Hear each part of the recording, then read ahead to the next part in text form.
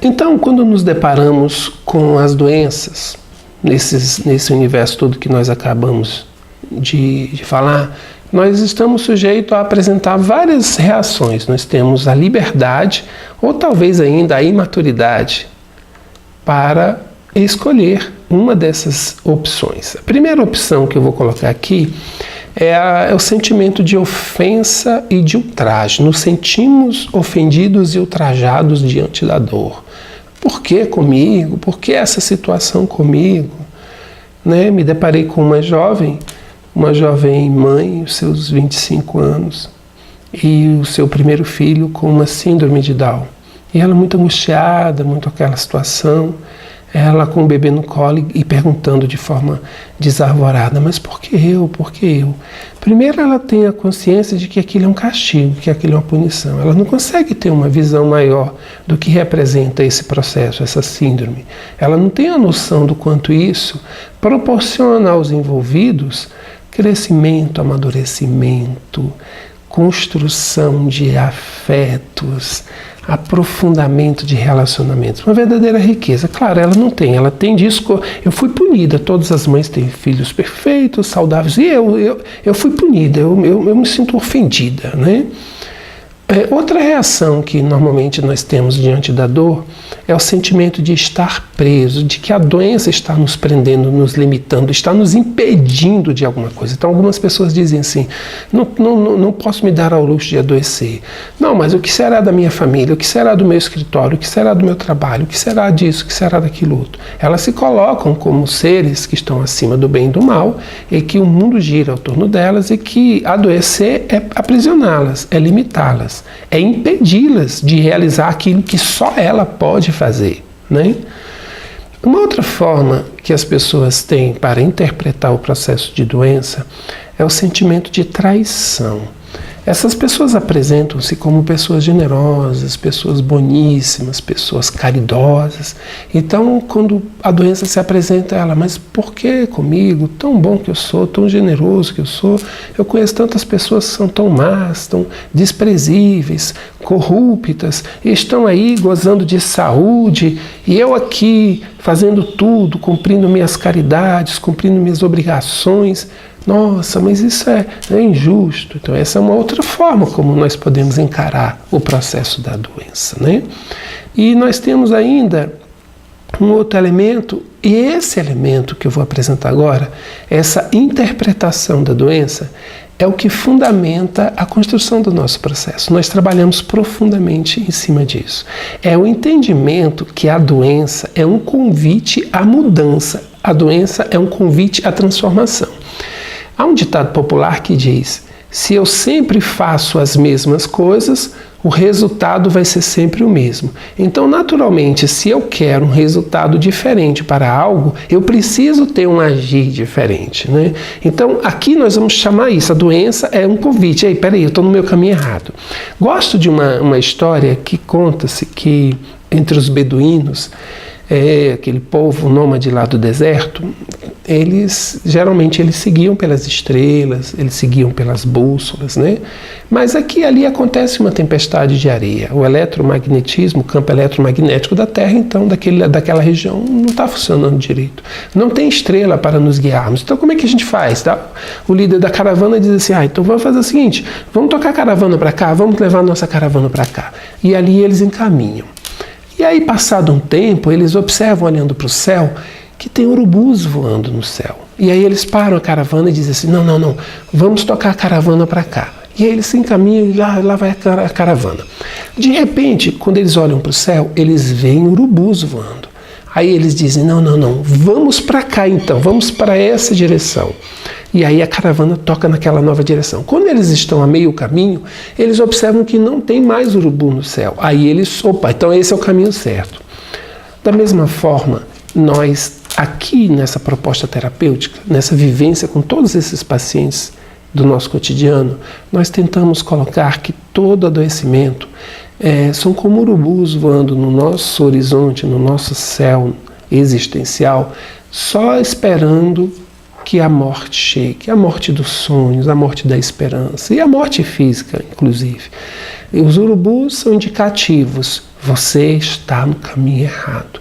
E nós não vamos apedrejá-los, jogar pedras ou atirar nos urubus. Nós vamos mudar nosso caminho e deixar que eles fiquem lá. Eles fazem parte do processo. Não são eles que vêm em direção a nós. Nós é que entramos no território deles. As sombras existem, as sombras aqui que eu estou falando no elemento negativo, né? Elas existem, mas elas não vão abarcar o espaço da luz. A luz está no seu espaço, no seu tempo, e a sombra, a negatividade está no seu espaço. É a criatura que viaja nessa relação. É a criatura que vagueia entre a luz e as trevas, entre a luz e as trevas. Então, se você está vivendo uma situação negativa de sofrimento, não foi o elemento mal que foi até você e te abraçou e te arrastou para a dor e sofrimento. Não, ele está lá na sua condição vibratória existencial. Foi você que mergulhou, foi você que foi atrás. O caminho em direção à dor, ele é escolhido por nós. Não é o caminho que vem em direção ao caminhante, é o caminhante que percorre o caminho. Esse é o nosso olhar. É isso que nós trabalhamos aqui. E lembram, isso aqui é fundamental para o nosso trabalho. Num determinado momento, a criatura tinha um caminho. E o seu íntimo determinava. Em um determinado instante da caminhada, aconteceu algo que o desviou daquele caminho. Então, a dor, o sofrimento, é resultado desse descaminho. E a cura, ela tem que ser o descaminho, eu tenho que descaminhar. Eu tenho que fazer o movimento inverso para isso. Eu tenho que reconhecer todo esse processo. Então, em qual dessas opções você vai se encaixar?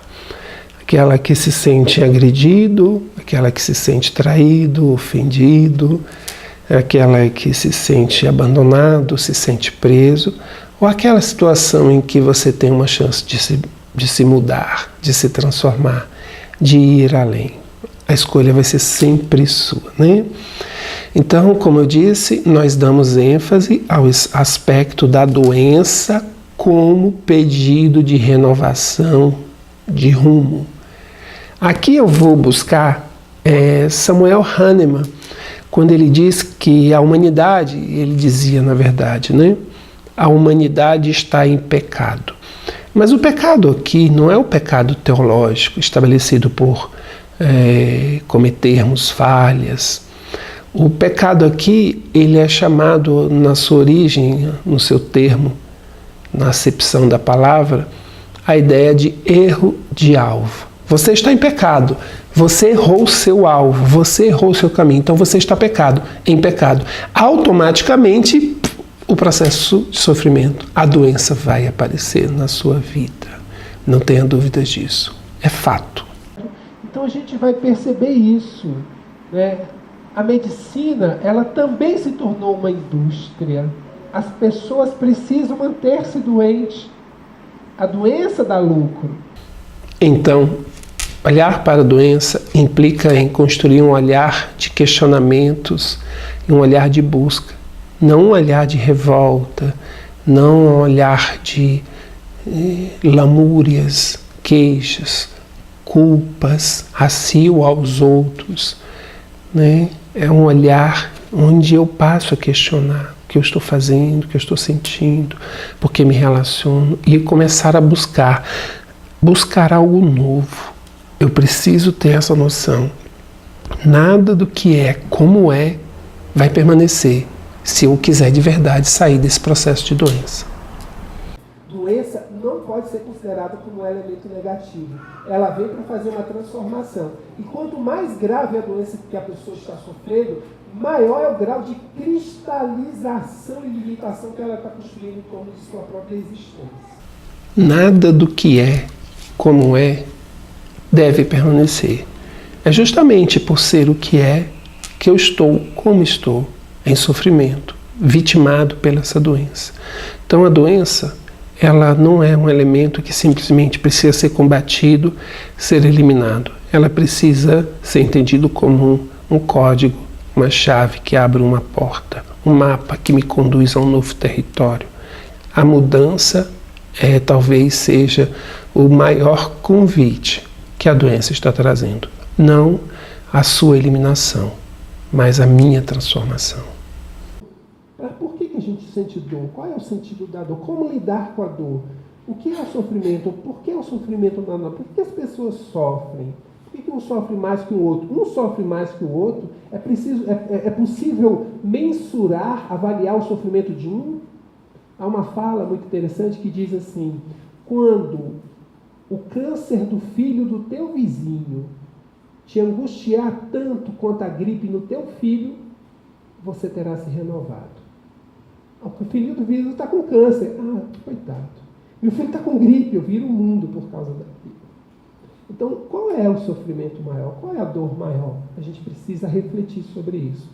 Ao buscarmos entender o significado da doença, ao buscarmos compreender que existe uma nova rota a ser seguida, nós vamos começar o nosso processo evolutivo a ter, digamos assim, a estar acontecendo, melhor dizendo. Eu estou saindo da inconsciência para a consciência. Eu começo a saber. Como eu disse há pouco tempo atrás, nós estamos com a proposta de começar a conversar, a dialogar com a doença, no sentido de questioná-la, buscar que ela nos responda. A doença tem um recado, ela tem um toque a nos oferecer e ela está trabalhando para isso. Então eu preciso conversar com ela, eu preciso começar a fazer algumas perguntas para o adoecimento.